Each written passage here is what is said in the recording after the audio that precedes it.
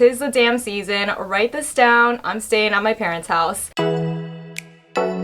It's officially been 1 year since I moved back in with my parents to pay off my debt. Time really did fly by. I feel like it was only a few months ago since I was having a little breakdown over a U-Haul truck, but you know what? I am all settled in back in my childhood room at my parents' house, and I just wanted to talk about my experience so far living with my parents again in my 20s. I moved in when I was still 24. I am now 25. At the time of my move, I had around $90,000 of student loan debt left to pay off, and I thought that moving back in with my parents would absolutely help me pay that off a lot faster, and also I would just be closer to my parents. So if you want to know a few more details about that, just check out the video I made about my move. The other two reasons why I kind of decided to move back in with my parents was because I was doing a lot of like little work trips, and I found it much easier to kind of just drop my dog off at my parents anyway if I had to do like an overnight trip, and my parents are more than happy to take care of their grand dog while I'm away. My third reason was so that I just wouldn't have an apartment lease to break in case anything happens.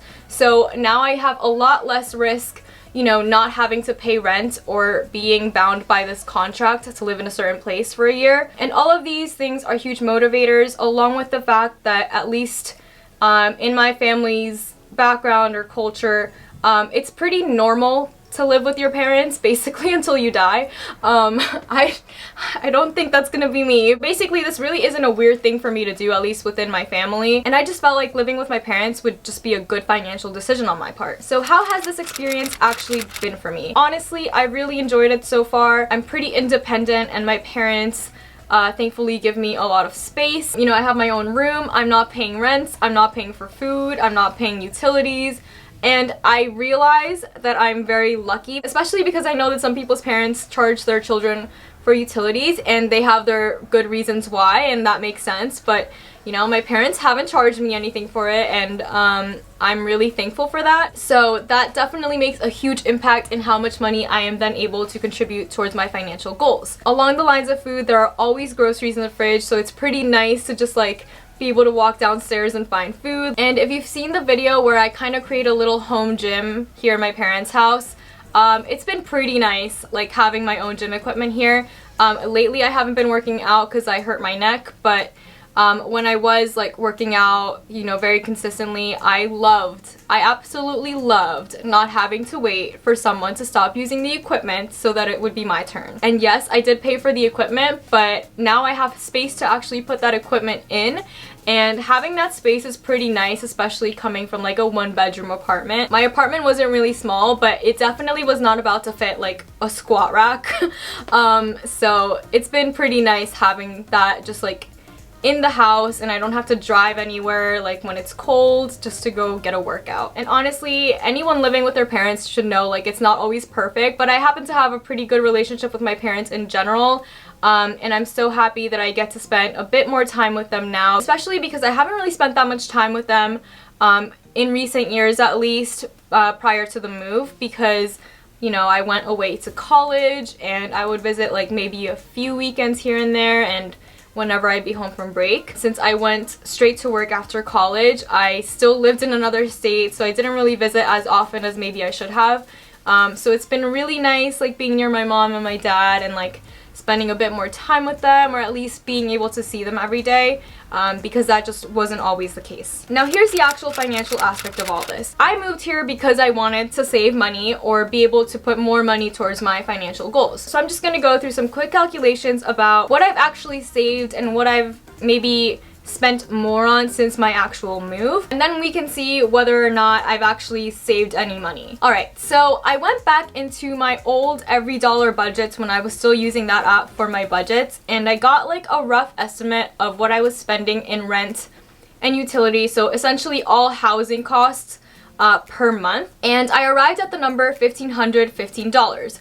So when you multiply that by 12, you get $18,108 per year. So basically I was spending that amount of money every year on housing costs while I was still living in Pennsylvania in my one-bedroom apartment with my dog. Next up, I spent around $50 a month on food and groceries. That's definitely an average because there were some months while I was living on my own where I would spend maybe $100 $200, and that was like really in the beginning. And then there were months where I would not spend any money on groceries because I would buy foods that would last me a very long time, foods that were like kind of healthy for me, and then there would also be like the simple carbs, which are, you know, not the best for you. Let's just say I was very, very frugal with my grocery budget, and I acknowledge that it's just not for everyone. Anyway, if we multiply the $50 by 12, then we get $600 per year that I was spending on food. Then when I looked at my transportation expenses, I saw that I was spending roughly $60 per month on gas and tolls. That includes whenever I would just go visit my parents sometimes, and then just like little trips here and there to like random places. I didn't really go out much, so those costs were pretty low, especially compared to my transportation costs now. Really, I was only spending about $720 per year on transportation. When you add all of those main costs up, you get $19,500, which is oddly the same maximum amount that you can contribute to a 401k right now. I just thought it was funny that it added up to that. Good to know. And right now, I'm not spending any money on housing, so that's a zero. I checked my transportation expenses for this past year, and they average out to about $240, and this includes the maintenance and oil changes that I've had to do on them. So it's around $240 give or take. Some months are much higher, especially when I have to pay for insurance. But my insurance roughly stayed the same between Pennsylvania and New Jersey, so it's not really a big difference at all. I'm not even counting it, it's so negligible. And of course, I don't really spend money on food regularly right now, so I'm not even counting that because, you know, sometimes I would go out to eat while I was living in Pennsylvania, but for the most part, I just paid for groceries. So I'm not really gonna count when I go out to eat with my friends once in a while. So now, subtracting my current transportation costs for the year, which total to about $2,880 on transportation, mainly on gas and tolls, from the $19,500 that I believe that I'm saving on housing, food, and transportation now, I get $16,620 of savings. While I could just use this number and say that these are my savings for the year, that won't really be true because it wouldn't be counting for both the time that I now spend in a car and also the interest that I would not have saved on my student loans, because if I were still living in my apartment, I simply would not be able to send the same amount of money to my student loans as I do now. So I roughly estimated this, and I think I've spent about 300 hours driving in a car, you know, listening to podcasts, listening to Taylor Swift. If you divide that by 24 hours, you get 12 and a half days. That's a long time to be in a car. So I've spent about $12,000 of my time driving, which is not good. But if you subtract that from that $16,620 of savings, I still have saved roughly $4,620 on my move, which is not the big number that, you know, I was kind of thinking in my mind. And even with the student loan interest that I think I would save, that's a little over $1,000. So the interest I thought I would save was $1,063,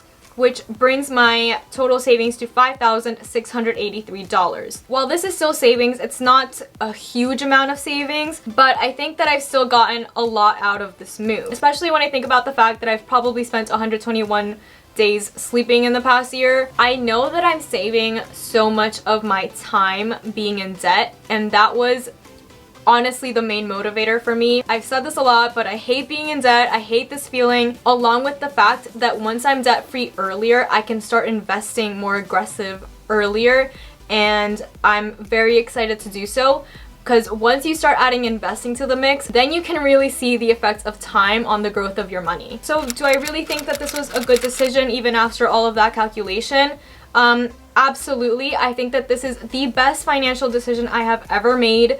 You know, whether or not it only saved me $6,000, I think I feel more at peace, and I'm really happy that I'm kind of surrounded by people who I love. And even though I'm kind of a homebody, the fact that my friends are a bit closer, it makes me want to like go out and do stuff with them, especially since I haven't gotten to see a lot of them in such a long time. Anyway, there really haven't been many negatives of this.